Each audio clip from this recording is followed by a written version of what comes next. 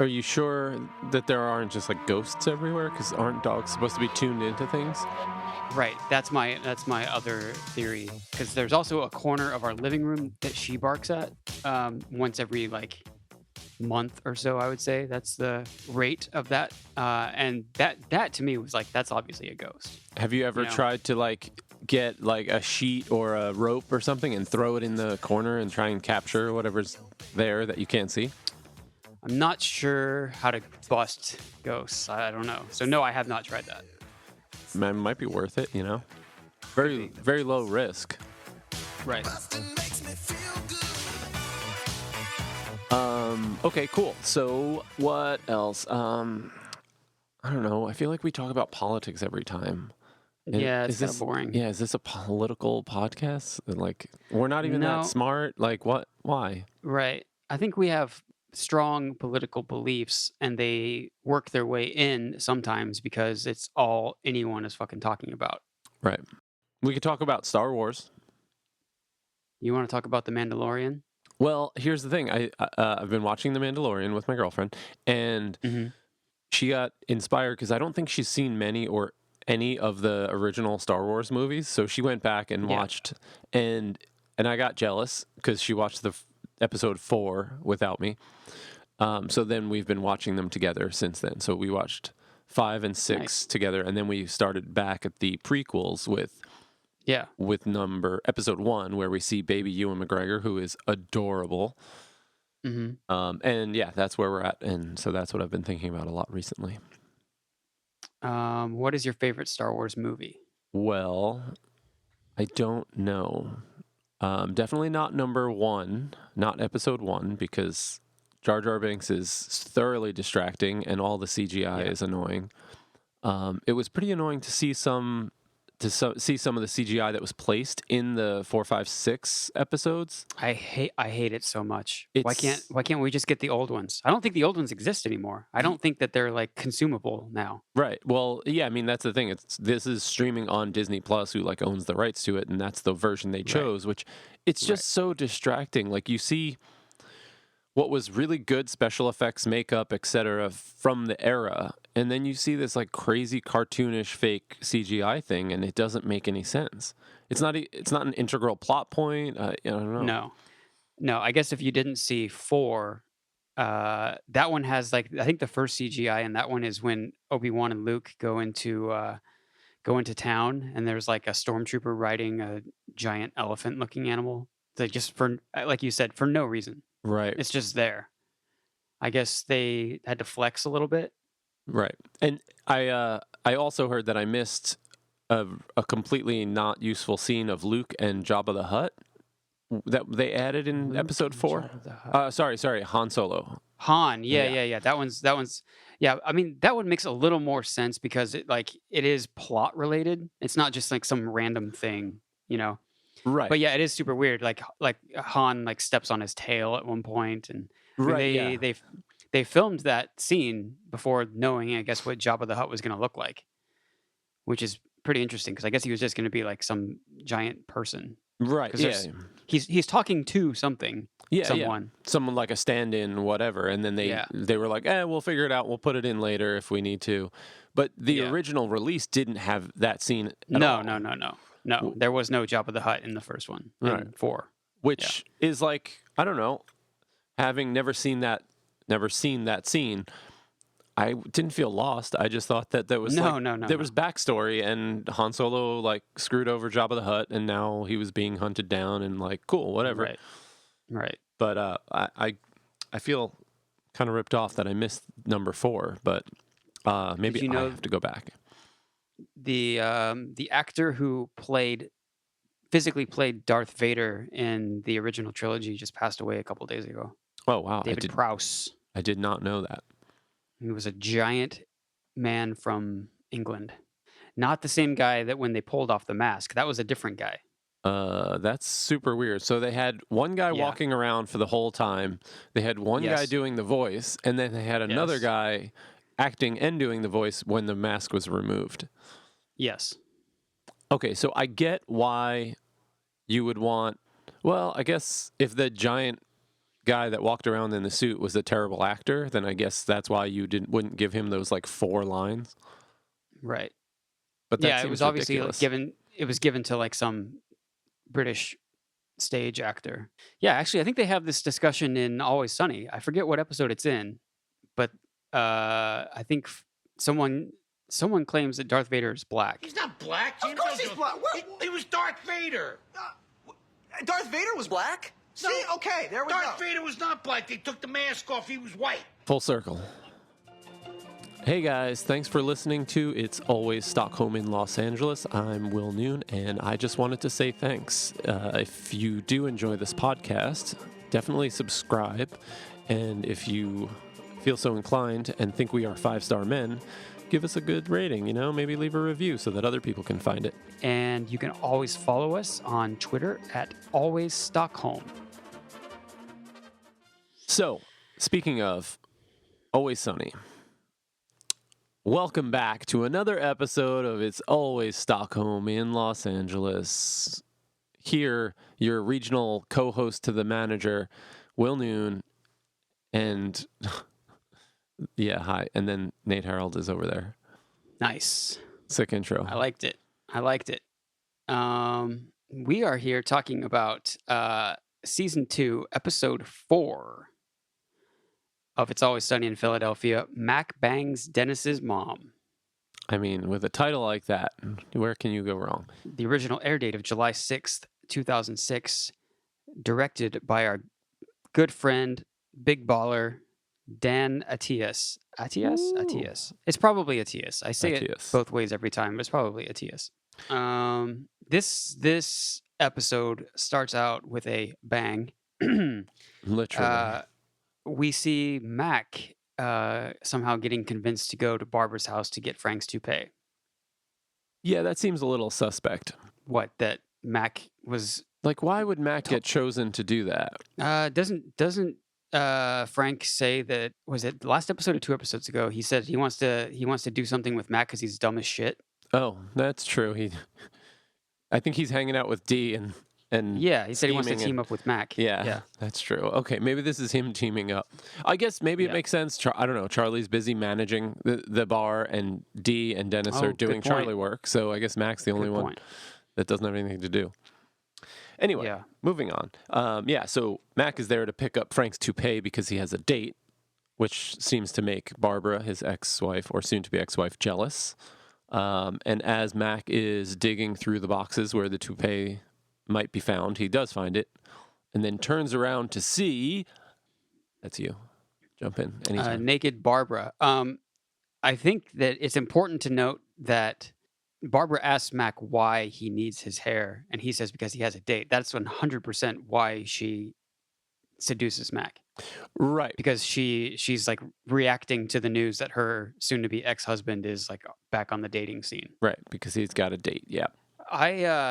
This scene really reminded me of a real event that happened in my life. I know I've talked to you about it. I don't know if I've talked about it on the podcast, but I used to do room service at a Holiday Inn in Kansas. Oh my God, when I was love a it. Late teenager.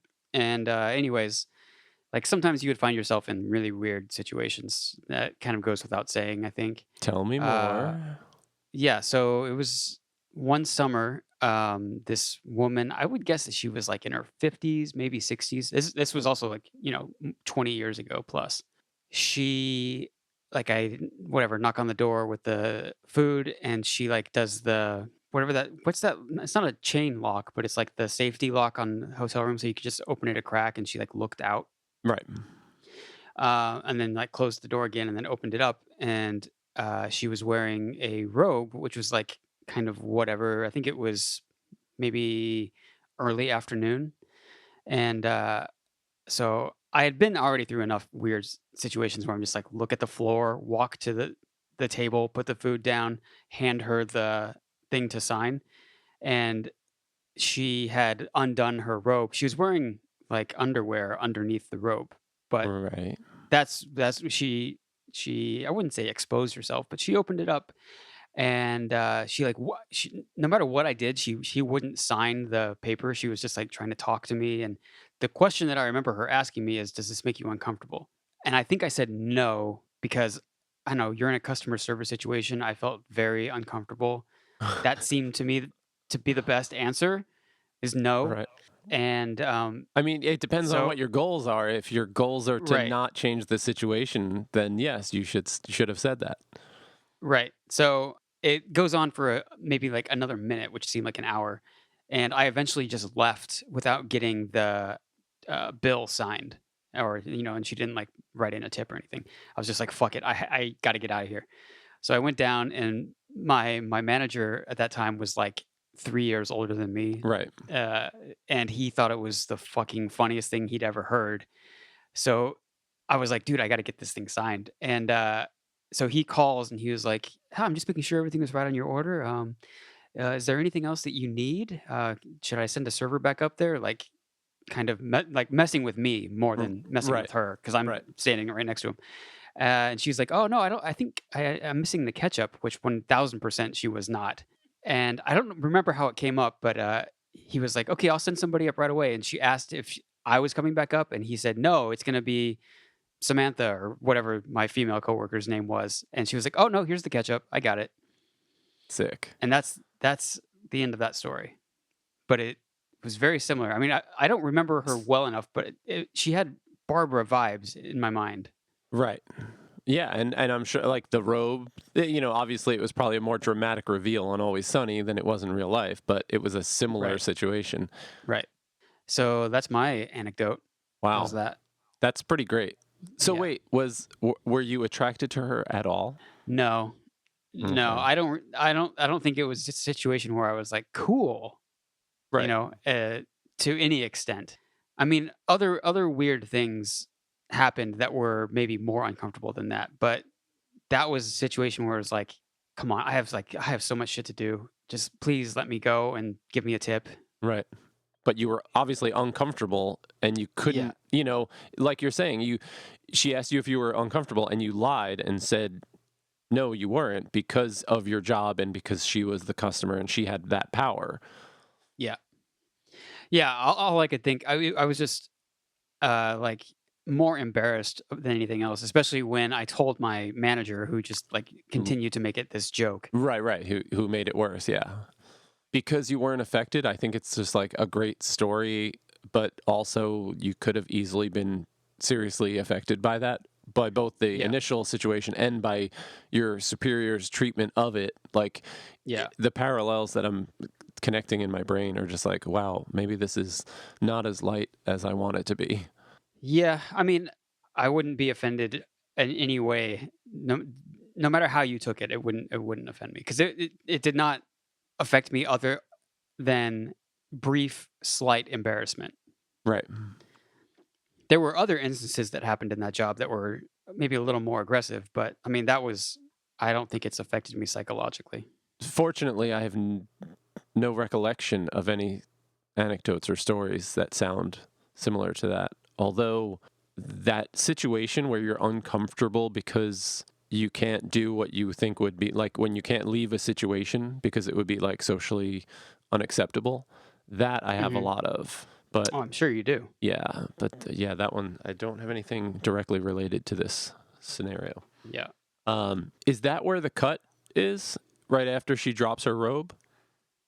Yeah, and then Max says, "Oh shit," and it seems very obviously dubbed in. Yeah, and then we cut to the title screen. Oh, shit.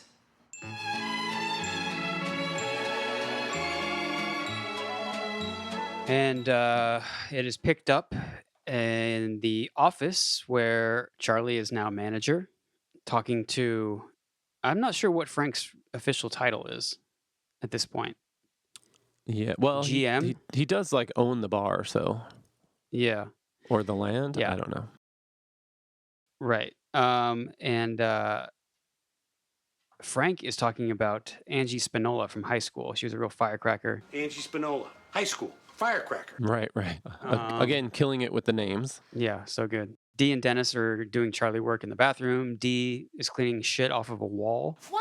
Why would a person wipe their own shit onto a wall? The problem is Dennis isn't doing the Charlie work. He just comes out of the Of course he's stall not. and says, "I've got a plan." And then, Yeah. he's like, "D, you should get a plan too." Dennis's plan is soon revealed to be that he is going on a date with the waitress, who is still in love with him for reasons unknown. Right. Um, and yeah, he's going to that whole interaction between Dennis and the waitress is pretty amazing. Right. He like makes her take her coat off so he can see what she's wearing. He asks if she's wearing makeup when she obviously is. I'm wearing makeup. Really? Yeah. Do you have any more? Dennis talks her into saying goodnight to Charlie, Right. even though she doesn't want to. And this is a great Charlie bit where they come into the office and he's building a house of cards, but he's taping them together. Right. He's taping it together, and the waitress sees it and says, "That's a really nice house of cards, Charlie." Yeah, I thought that was funny. Like he's Just like a small child. Like that's how you. yeah, like a child, exactly. Yeah. And then yeah, so Dennis kind of makes his like blackmail very evident. The waitress leaves the room and he's like, Okay, listen, here's the deal. I'm gonna bang her tonight, probably around 10:30 or so now. the only way that Charlie can stop Dennis from banging the love of his life is if he calls him by 10:30 and says that he'll go back to doing Charlie work and Dennis can have his old job back. Right. As Dennis is leaving, Matt comes in. Right. Well, he has hair. He has hair, not news. Well, yeah. He has news that he has private news to share with Charlie. And he gets really awkward because we don't know what happened with Dennis's mom. There was the cutaway, Right. but he's acting very strange towards Dennis. Yeah, I believe Mac's exact line is, "I'm bustin'." Busted.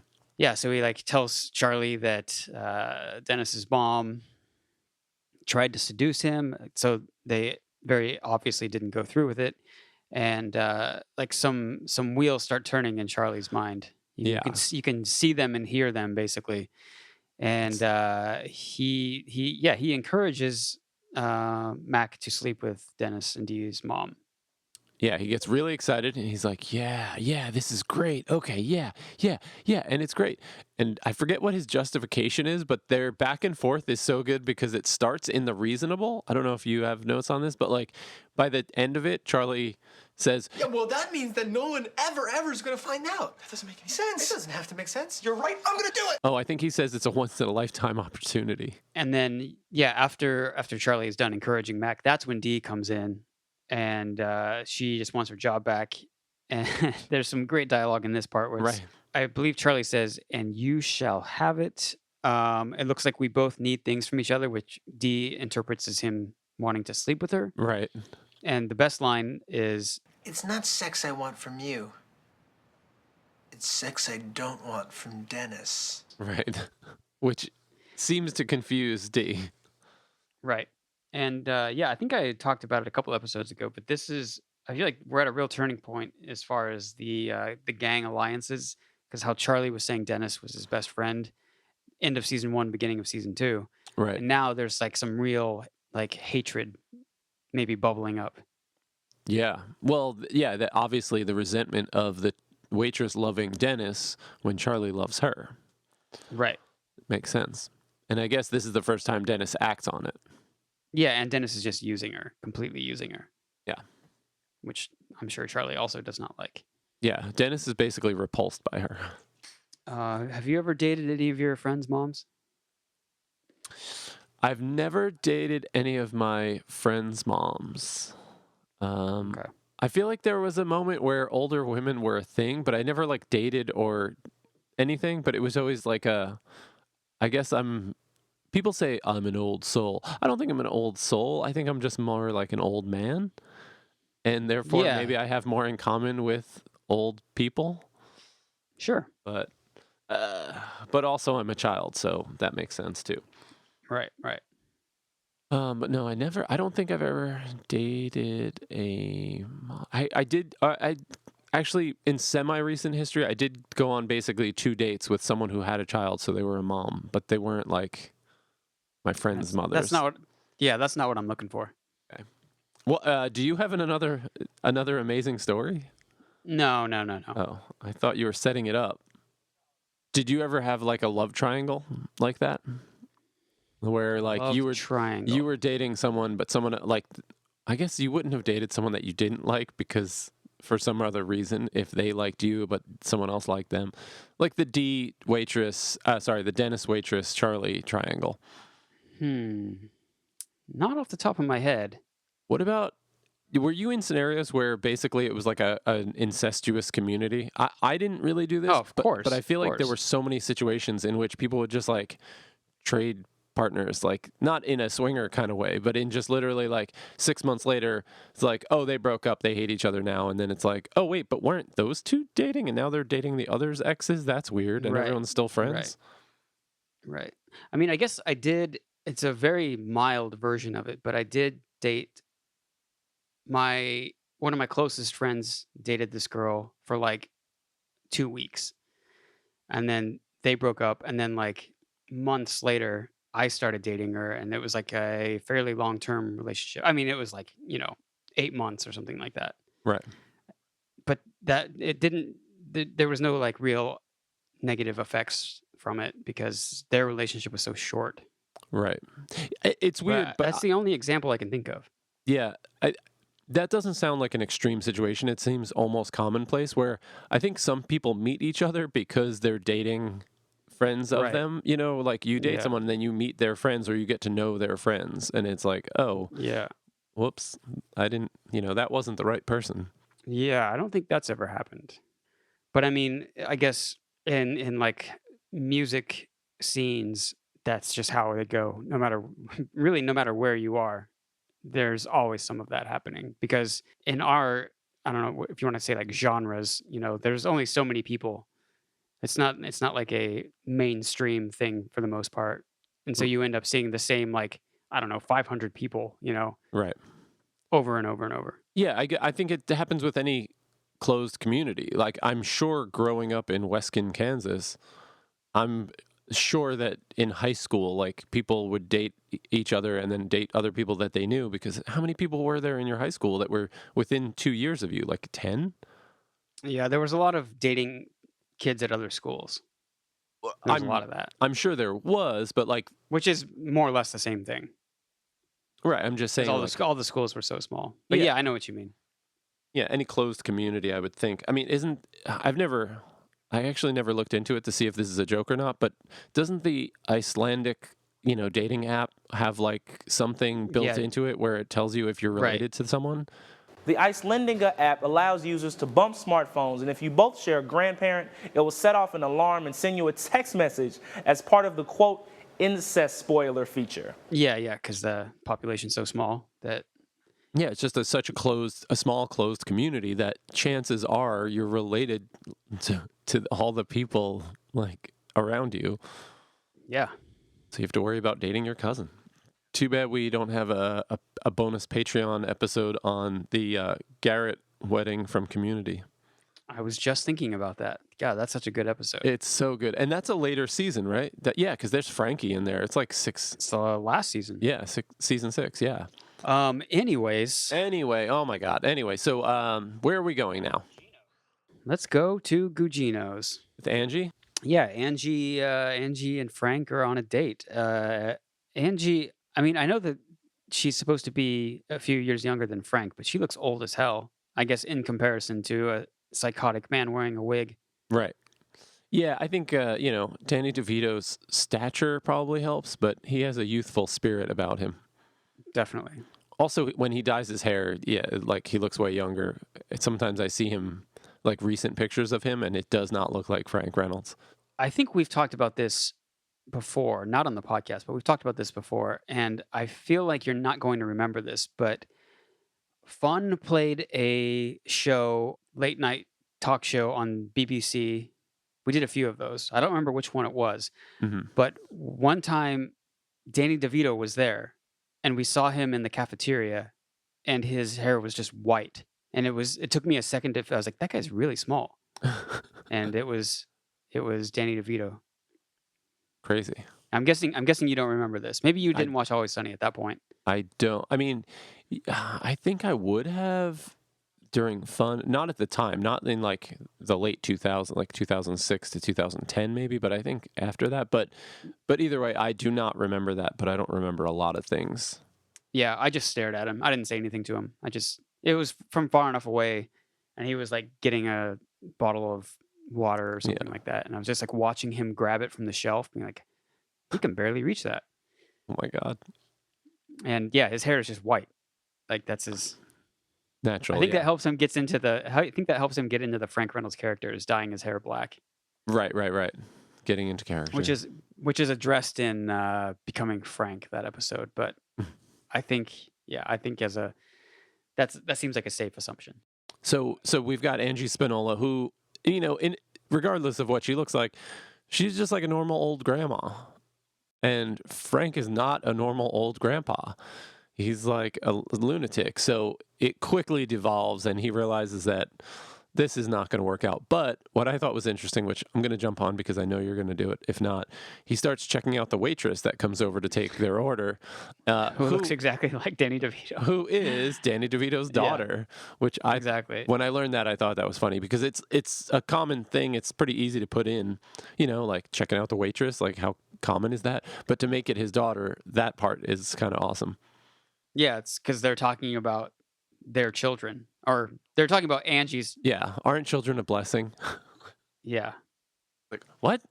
What the hell are you talking about? yeah, so indicative of how his relationship of Dee and Dennis, because he's not like, yeah, they are. He's like, nah, you got kids and shit. This isn't gonna work. Yeah, It's like you have kids. right.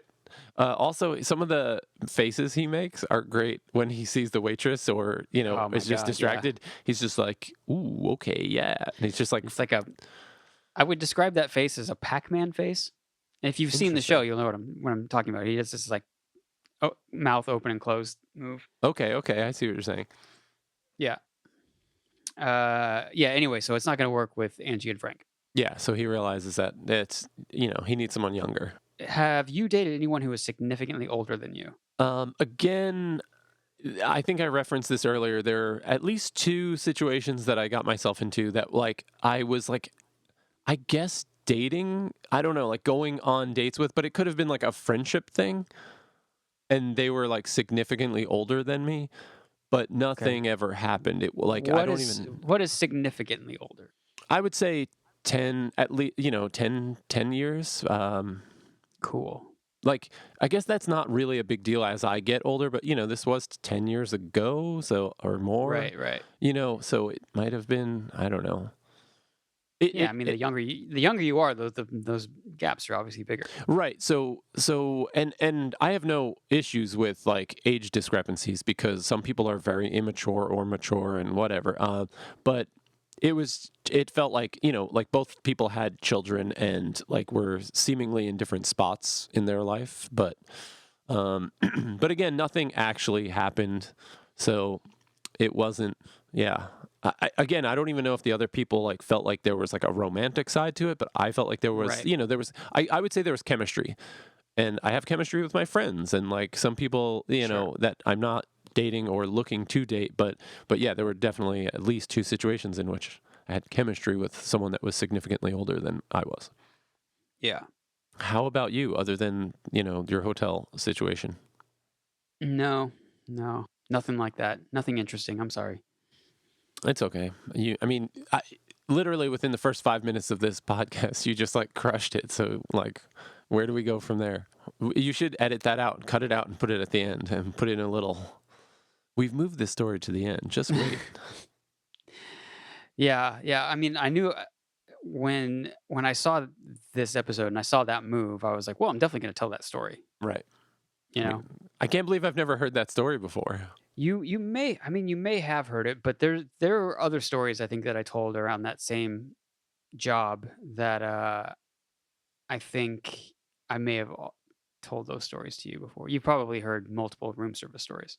Well, I can't remember any right now, but it seems odd because I feel like we used to room together a lot when we were sharing hotel Mhm. rooms. So it's like, I Yeah. feel like those stories would have come out then. So so I probably did hear them. I just don't remember them. Yeah. Anyway, yeah, let's move on. Let's talk about this episode. What's going on here? Like, Dennis and the waitress went on a date, and he's walking her to her door. right, and it seems to go well. Dennis keeps checking his phone, which she does not like. No, she would not like the modern age. No. Okay.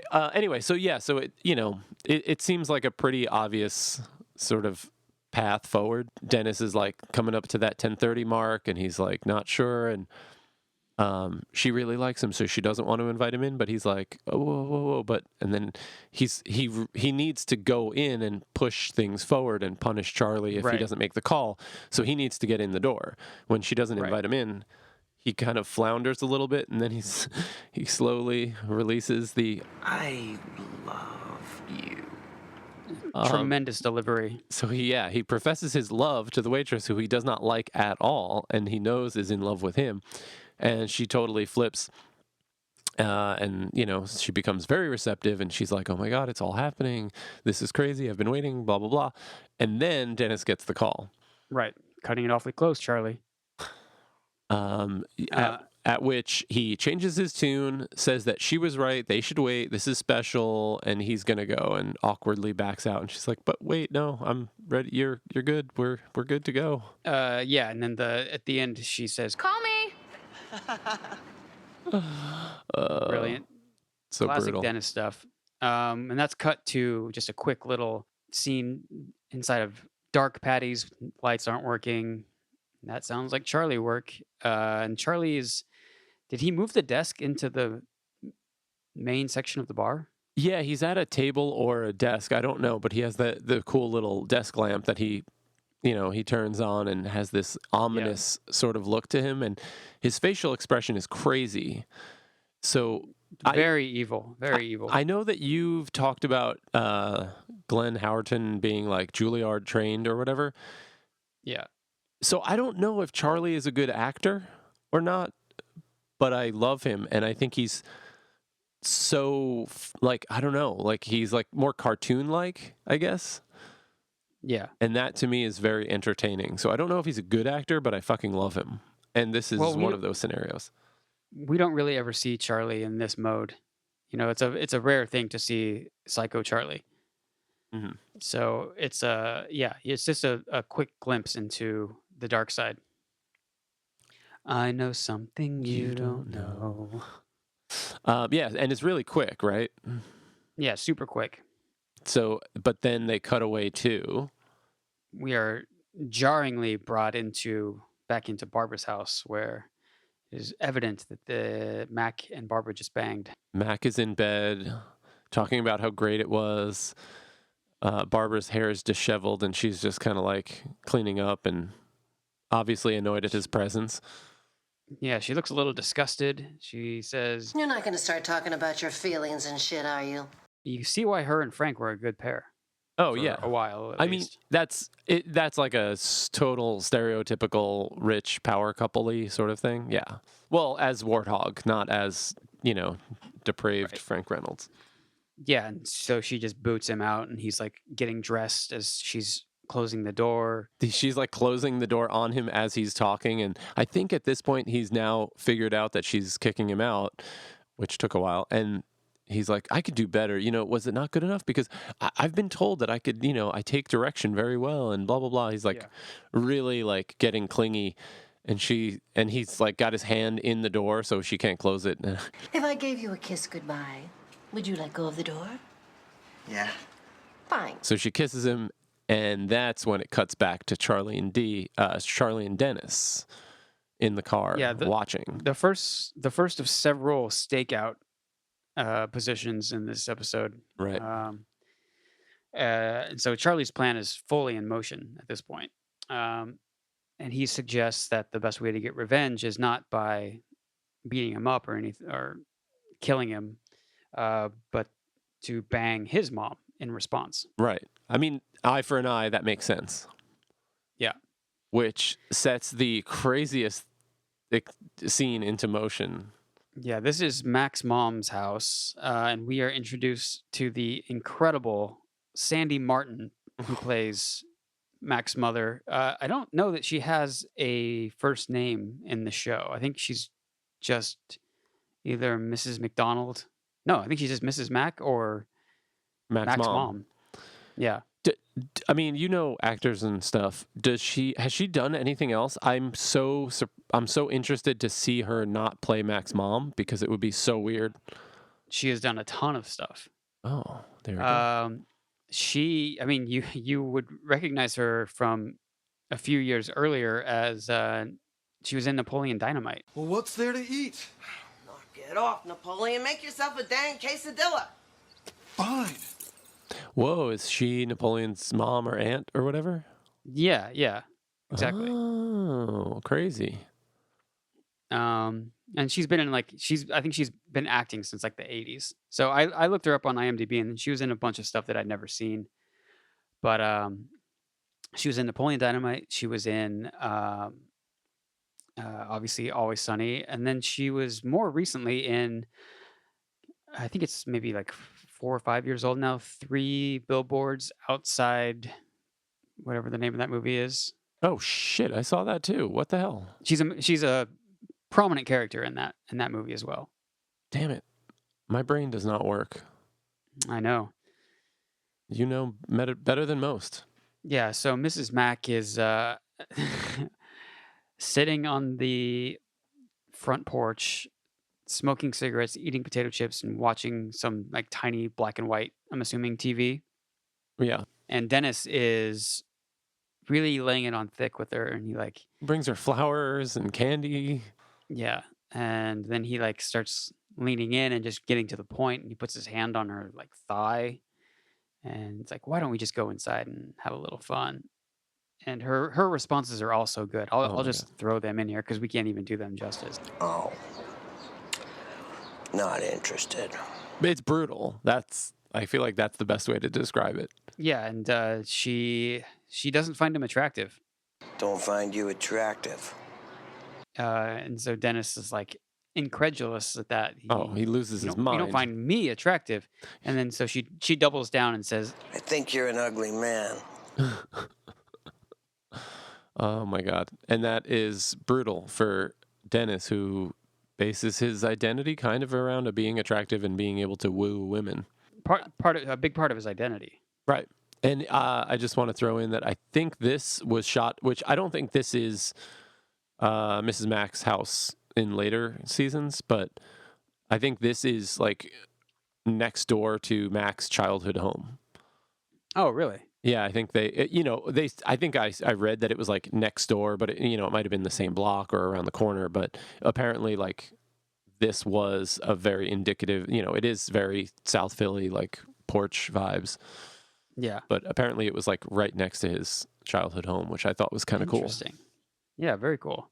And in our second stakeout scene, Dee and the waitress are watching, right? To disgust the waitress with Dennis's proclivities. I guess they're trying to paint him as some guy who likes to sleep with old ladies. Yeah, that's kind of a little bit of a weird part. I guess for the waitress to have kind of thrown herself at Dennis and being rejected, and then see Dennis throw himself at Mrs. Mack and be rejected, it establishes the pecking order with Mrs. Mack at the top, Dennis in the middle, and then the waitress at the bottom, which 2 tiers below Mrs. Mack is a pretty rough place to be. So, yeah, I don't know if I think they kind of do talk about his perversion or how gross he is, but I think it's just in a sort of pecking order, sort of a self-esteem way. That makes sense. Yeah, they're just trying to destroy the waitress, essentially. Yeah, they want to break her down because we're slowly learning that Charlie's original plan is to get her into a place where she's willing to accept Charlie as a suitor. Right.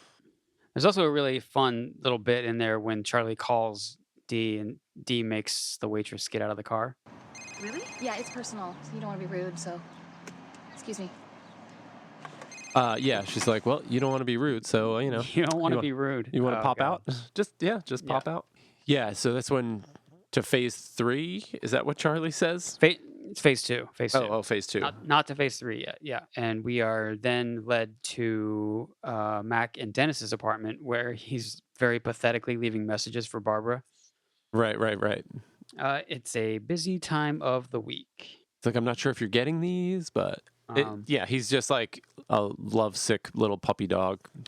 Yeah, he's really into Barbara. Frank arrives and Mac's first thought is like he knows he's going to kill me. Well, yeah, because Frank does answer Mac answers the door, but Frank immediately jumps into like this mode, like he's very serious and very stern, and he's like, Let's go for a ride. Why? and it really does feel like the kind of thing where if you're in trouble and like someone's going to drive you out into the woods and shoot you. Yeah, it reminded me of The Sopranos a little bit. Right. And yeah, I think Frank's in like a suit, or he's kind of maybe post-date kind of setup. He's wearing his toupee. I mean, that means business. Yeah, it's like it's too serious for Frank's normal thing. And then that's when Mac's like, are you going to kill me? Frank's like, no, Right. what the fuck are you talking about? Right. So then Frank and Mac go to a dance club. Yeah, he's like, no, I just got to get my mojo back. We're going to go cruise for chicks. Which brings us to an amazing scene. The incredible song known as Go For It is playing, which I believe is like Glenn Howerton and Charlie Day singing that. Go Yeah. for it, go for it. Oh, go for it, go for it. And I love the song. yeah, the crazy part, I don't know if this is like too common folklore or whatever, but apparently when Frank is like doing his weird holding his belt with his other arm over his head, like the move, the shimmy thing that he does, he's saying, oh, go for it, oh, go for it. He was ad-libbing those lines with no music in the background. Right, of course. And and because of him doing that, that's when they wrote the music, or like wrote the hook to the line in order to make the scene make sense. So I just think all of that was DeVito is amazing. just a genius. Yeah. Right, like for him to like improv a song and like sing along to it, and then for them to then write the song that he's singing along to is just crazy. Yeah, I love the move. It's a good one. It sticks around for a long time too. Yeah, so he scares off some women, and then he tries to get Mac, to like, open the door, get his foot in the door, and then he comes up and scares him away again, and it's not really. Hey, how you working out. doing? I like your top. I'm Mac. Yeah, Mac's like icebreaker is pretty hilarious. I like your top. Mac was like, "Well, you're scaring everybody off. What are you doing?" And Frank explains. What are you talking about? That's how I got my wife. Really? And Mac starts zoning in and says, "Oh, okay. And what else did Barbara like?" And that's why he was like, "Yeah, money. Like, she just likes money." And so She likes money and dancing. yeah, so Mac is now inspired to win Barbara back because he knows what she likes. And it's a classic Always Sunny. Mac just leaves right then and there. Frank is still doing the move, singing Go For It, and Mac just bails. Oh, where'd he go? And then we are back in Mac and Dennis's apartment, where Dennis is just sitting at the table drinking alone. Right, yeah. He's just utterly depressed. His spirits are crushed. Yeah, he's very depressed. D comes over. I guess this is phase 2 of the plan still. Yeah. So D is saying that Charlie is going to make her have sex with him to get out of Charlie work. And so in order to get back at Charlie, Dennis has to sleep with Charlie's mom. Right. To defend his sister's honor, I guess. Yeah, it's a very like detailed, and there's so many intricacies with this plan. But also so many issues because, like, all right, D comes in and says Charlie's making me have sex with him to get out of Charlie work. I feel like Dennis should be like, no, let's stop that, rather than okay, let's get revenge. Like, it hasn't happened yet, but he's premature revenge, right? Yeah, right. He's just like, well, let's not stop this thing from happening. Let's just get revenge. But I guess from his perspective, he's like so down and so crushed and vulnerable that maybe he's not thinking clearly. So maybe he needs a win. Maybe the plan works. Oh yeah, he does. Right. He needs a win, which is funny because even though it's flawed to begin with, I'm pretty sure he's not doing it because his sister's honor. Absolutely not. Absolutely, it's a purely selfish act. Right. Yeah, and then we go to see Bonnie Kelly's house. Dennis shows up and is somehow trying to seduce Mrs. Kelly with chocolates. Yeah, that's just such an awkward interaction because he's really just like he's going in hot, all guns blazing. Right. And he like gives her a kiss on the cheek right off the bat, gives her chocolates, and it's like right up in her face. Yeah, it really does Um, seem like the flailings of someone who is like out on a. You know, when somebody like fails at something and then they try and redeem themselves, and it's just like even worse than the first attempt. Yeah, it's like when you play Fortnite and you get completely destroyed right off the bat, and then you drop in the same place again, and the same thing happens. Right, and Because you're you're playing, even more you're reckless. angry, Yeah. you're tilted. Tilted. What does that mean, Um, tilted? Tilted. Basically, exactly what we're describing. What in what You're arena playing. You're is that a commonly used phrase? gaming. Oh, okay, it is a gaming phrase because I've never heard Yeah, it. well, tilted towers in Fortnite. Maybe you didn't play Fortnite when there was tilted towers. Mm-mm. Yeah, tilted is like if you're playing like a team game, you want to get the other team tilted. You want to do something that's going to get them playing reckless. Gotcha. Okay, cool. And were the tilted towers specifically a reckless environment or something? No, it was just because it was a gaming term. Oh, they based the environment. They Right. named the place after the term. Gotcha. Exactly. Okay, sorry. Moving on. So Dennis is coming in hot. He's tilted, and it's Nice. not going well for him. And Dee and the waitress are outside, and the waitress again sees Dennis presumed to be sleeping with these women, even though he's failing, which Right. might even be worse. But she is assuming that he's going through with this, and yeah, it's really horrible. That son of a bitch! I know it. No! No, he said he loved me! How dare he do that? And then we get a quick cut into Bonnie Kelly's house where she tells Dennis that she doesn't find him sexually attractive. I'm sorry, sweetie. I just don't find you sexually attractive. Are you kidding me? Which is funny because we know Bonnie Kelly's backstory and we know her future, I guess. Right. But at this point in the story, it's just funny because of Mrs. Mack rejecting him and now her rejection. Right. But yeah, she was maybe a prostitute at one point. Yeah, maybe either a prostitute or just like a very, I don't know. She was promiscuous at the least. Yeah, exactly. Which we will soon find out. Next scene, back at Barbara's house. Oh yeah, this is where Mac comes with a vengeance and armed with knowledge of what makes Barbara tick and what she's all about. Also coming in way too hot, much like his friend Dennis. Yeah. I think she opens the door and he holds up a wad of cash. Boom. And she says, "What's that?" To which he replies, $443. $443. He's knocking on the door of a mansion of like a very rich woman who's about to get a divorce and theoretically, a good settlement or whatever, or at least keep the mansion house. Right. He's offering her $443. Oh, And sweet man. continuing with the stakeout theme of this episode, Dennis is outside and he's watching this go down, and he gets the front row seat to seeing Mac get rejected. And then he does kind of like the Charlie Brown dejected walk away with his head down. Yeah, kind of like kicking at pebbles and stuff. Yeah, and Dennis has like a very like I don't know, like empathetic face.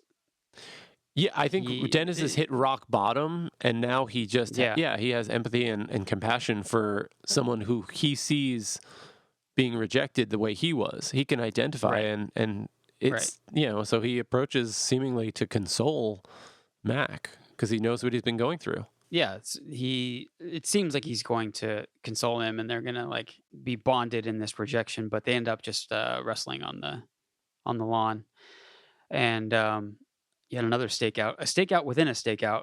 Charlie and Dee are outside, watching this happen, and Dee brings up the fact that I have to ask you though, how did you know that your mom wasn't gonna sleep with Dennis?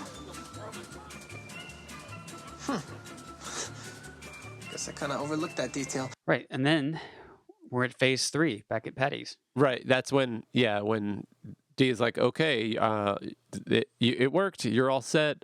I get to stop doing Charlie work. And he says phase 3, and she complains, but he's like, no, just got to do this one thing. And then that's when they cut to Dee, like cleaning his lapels or straightening his lapels and prepping him for his date. Yep, and Charlie absolves her of all Charlie work with a little tap on the forehead. Yeah, he has a little ritual. Dennis and Mac are in the bar, and their faces are all beat to shit. And in walks Frank and the waitress. Frank looks happy and giddy, and the waitress looks crazy. You're looking at the new Frank. Oof! I still got the moves. Yeah. And Dennis asks, "The hell are you doing here?" And her line is, which I'll add in here, is a really great line. You want to know what I'm doing here, shit for brains? I had sex with your dad.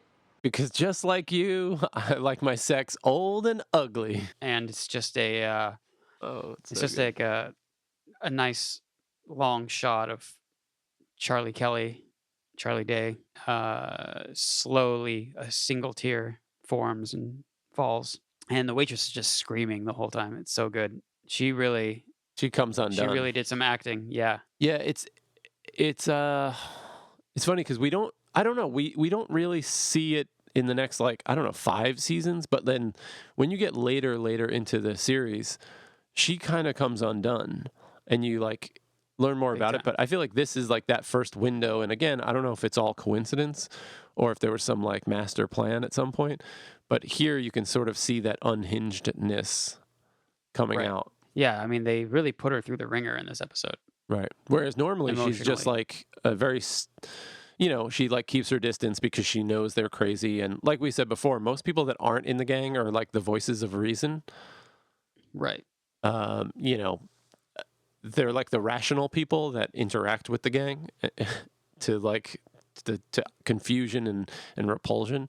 But yeah, so normally she is that stone cold waitress who doesn't want to get involved with them. But yeah, she has some demons. And that's all she wrote. I mean, that's a great episode. It is. It's a solid psychological warfare episode. Yeah, I love it. I mean, Charlie is at his best when he's scheming. I love it. Definitely. And one of the more important things I think from this episode is Mrs. Mack. I genuinely think whatever, her character is limited at best, but she is probably one of the best actors, recurring guest actors in this series. I mean, she's just perfect. She is. I mean, I guess if you say that her role is pretty limited, but she's performing at 100%. That's what I would say. She's killing her role. As simplistic as it may seem, she does such a good job. Yeah. What other takeaways from this episode do you have? Not much. One of my main takeaways, I mean, obviously, other than loving Charlie Day, and his face when he turns on the light in the bar, and him making the house of cards with tape. Right. But the waitress coming undone and seeing her her dark side and that switch that she sort of flipped, I think that was one of the fun things that that I enjoyed about watching this, having watched most of the rest of this series, and having that in mind. I thought that was cool to sort of see that. Yeah, that's all I got. Great episode. Stoked. I feel like it's a great episode. I feel like the first season was fun, but now that we're in solidly into season 2, we are on the ground and we are running. Yeah. The depravity is being ratcheted up. Yeah. We should wrap this up. I'm Will Noon. My name is Nate Harold. And you are listening to It's Always Stockholm in Los Angeles. We will see you next time. See you next time. Bye. Nice. I'm going to hit stop. Okay, me too. Sleeping in your bed.